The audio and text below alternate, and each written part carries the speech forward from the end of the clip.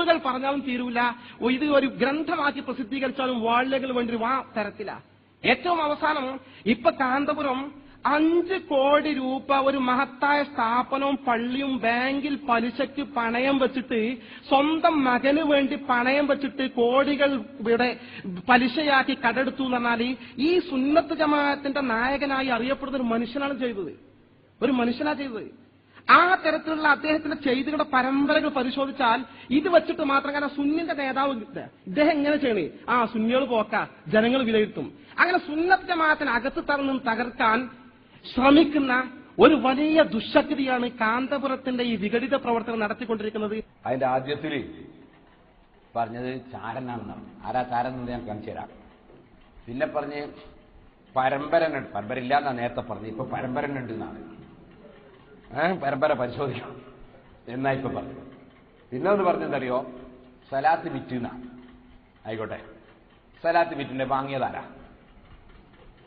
ഒരു സാധനം വിറ്റാ വാങ്ങിയാലുണ്ടാവില്ലേ? അല്ലാണ്ട് ബൈ നടക്കുമോ? ബൈ നടക്കണമെങ്കിൽ ഈജാബും കബൂലും വേണം. പിന്നെ അതിന് ബായും മുസ്ലിം വേണം. ഫത്തുൽ വിനോദണ്ടേ? പിന്നെ ഈ ആട്ടിനെ പട്ടിയാക്കുന്ന സേനതാണോ എന്ന് എനിക്ക് അറിഞ്ഞൂടല്ലോ. അപ്പൊ ഫത്തുൽ മൊയില് പറഞ്ഞ് ബൈന് വിൽക്കണമെങ്കിൽ ബായും മുസ്ലിം വേണം.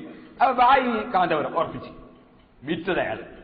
വാങ്ങിയ ആളെ പേരൊന്ന് പറയട്ടെ, സലാത്ത് വാങ്ങിയതാരാ? വിറ്റാല് വാങ്ങിയാലുണ്ടാവുമല്ലോ ഒന്ന്. അതുപോലെ പലതും വിറ്റ് എത്തി കുട്ടികൾ വിറ്റുന്നുണ്ട്. എന്നാ എത്തി കുട്ടികൾ ആർക്കാ വിറ്റ്?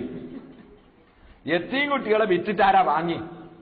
നമുക്ക് അറിയണോ? കാരണം ഇത് കോടതി കേസ് പോകുന്ന പ്രശ്നമാണ്. എത്തി കുട്ടികളെ വിൽക്കാൻ പറ്റും? മനുഷ്യരെ വിൽക്കുന്ന കാലം കഴിഞ്ഞിട്ട് എത്ര കാലമായിരുന്നു? അപ്പൊ ഇപ്പോ അങ്ങനെ മനുഷ്യരെ വിൽക്കാൻ പറ്റൂലല്ലോ. അപ്പൊ എത്തി കുട്ടീനെ വിറ്റുണ്ടെങ്കിൽ ഏത് എത്തിക്കുട്ടീനെ വിറ്റത്?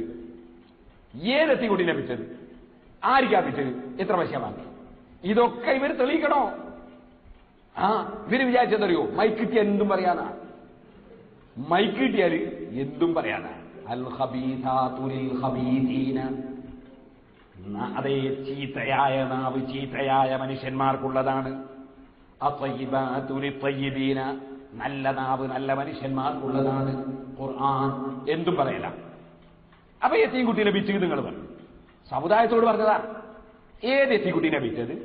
ആർക്കാ വിറ്റത്? എത്ര പൈസ വാങ്ങി? പറയണം. സമുദായത്തോട് മറുപടി പറയണം. മുസ്ലിം സമുദായത്തിന് ഭിന്നിപ്പുണ്ടാക്കിയാൽ മതിയോ?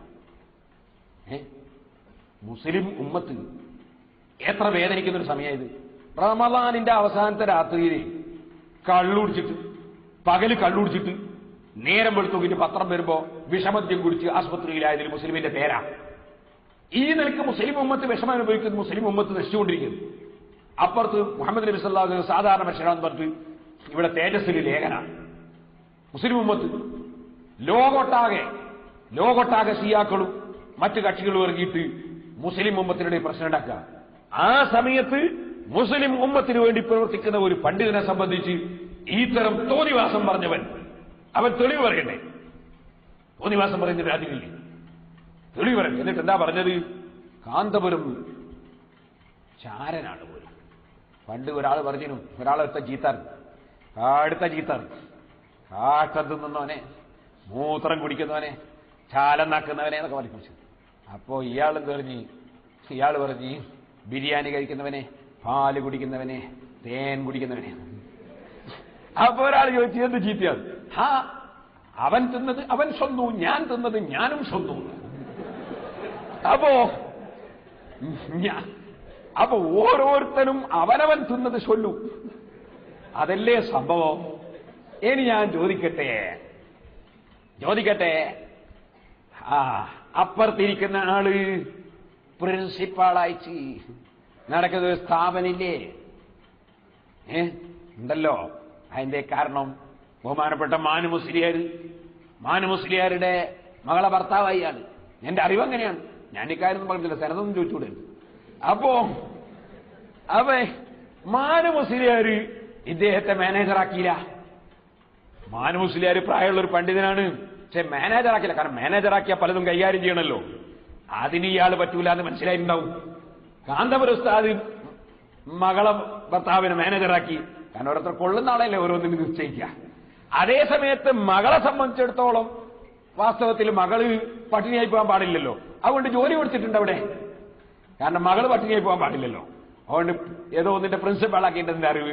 കാരണം മകള് പട്ടിണിയായി പോരുക മൂപ്പരെ ചിന്തിച്ചതിൽ തെറ്റൊന്നുമില്ല. അതേത് പണ്ഡിതന് ചിന്തിക്കണ്ട അവനവന്റെ മകള് പട്ടിണിയായി പോകാൻ പാടില്ല. എന്നാ സുഹൃത്തുക്കളെ മാനേജറാക്കാൻ പറ്റൂല എന്നുള്ളതുകൊണ്ടായിരിക്കാം മാനേജറാക്കാതിരുന്നു. ഞാനിപ്പോ അതിലൊന്നല്ല കടക്കാൻ പോകുന്നത്. വേറൊരു വിഷയമാണ്. എന്താണിത്? ഇയാൾ പറഞ്ഞല്ലോ ഇത് സി ഉസ്താദിനെ മാനേജറാക്കി മകനെ അവിടെയാക്കി. എന്താണ് തോന്നിയത്? മകന് വേണ്ടി മർക്കസ് പണയം വെച്ചു.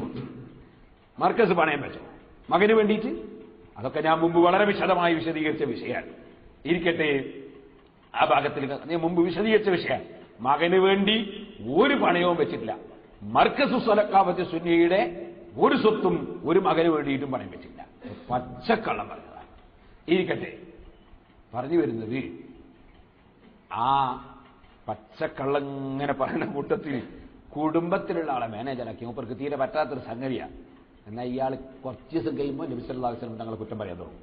അന്നേരം എന്താ പറയാറിയോ? മുഹമ്മദ് നബി സല്ലല്ലാഹു അലൈഹി വസല്ലം തങ്ങൾ നിങ്ങൾ കണ്ടില്ലേ? മുഹമ്മദ് നബി സല്ലല്ലാഹു അലൈഹി വസല്ലം തങ്ങൾ വഫാത്തായി കഴിയുമ്പോഴേക്ക് തന്നെ അതാ അമ്മോശൻ ഭരണാധികാരി സയ്യിദുനാ അബൂബക്കർ സിദ്ദീഖ്. രണ്ടാമത്തെ ഭരണാധികാരി വേറൊരു അമ്മോശൻ ഉമർ ഇബ്നുൽ ഖത്താബ്. പിന്നെ മൂന്നാമത്തെ ഖലീഫ പുതിയാപ്പിള മകളെ ഭർത്താവ്. നാലാമത്തെ ഖലീഫ അലി ഇബ്നു അബി ത്വാലിബ് മകളെ ഭർത്താവ്. അപ്പൊ മകളെ ഭർത്താവിനെ അമ്മോശനെയൊന്നും ഒരു സ്ഥാനത്തും നിർത്താൻ പറ്റൂല. അതുകൊണ്ട് മുഹമ്മദ് നബി സല്ലല്ലാഹു അലൈഹി വസല്ലം മോശാണ് എന്ന് പറയാൻ വേണ്ടി മുജാഹിദിന് അവസരം കൊടുക്കാൻ ഈ ശുദ്ധ നുണയും ഫിത്നയും പറയുന്ന ഈ മനുഷ്യൻ ഇന്ന് വരെ നടന്ന മുഴുവൻ പ്രസംഗങ്ങളും മുജാഹിദിന് വളം കൂട്ടാൻ മാത്രമേ അപ്പുറത്തുള്ള പ്രസംഗം ഉപയോഗിച്ചിട്ടുള്ളൂ.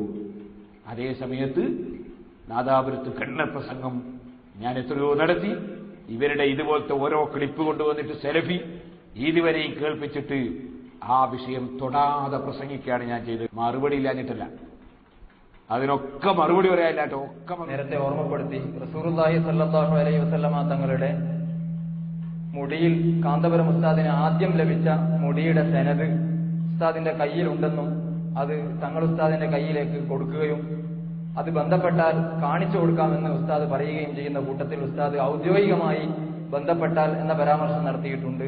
ആ ഔദ്യോഗികമായി ബന്ധപ്പെടേണ്ടതിന്റെ രൂപം എങ്ങനെയാണ് എന്നൊന്ന് വിശദീകരിച്ചാൽ ആ രൂപത്തിൽ തന്നെ ആളുകളെ കൂട്ടി ജനങ്ങൾക്ക് വരാം. സല്ലല്ലാഹു അലൈഹി വസല്ലമ തങ്ങളിൽ നിന്ന്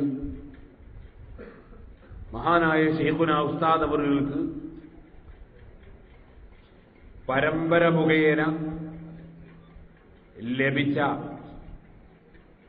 മർക്കസിൽ കൊല്ലങ്ങളായി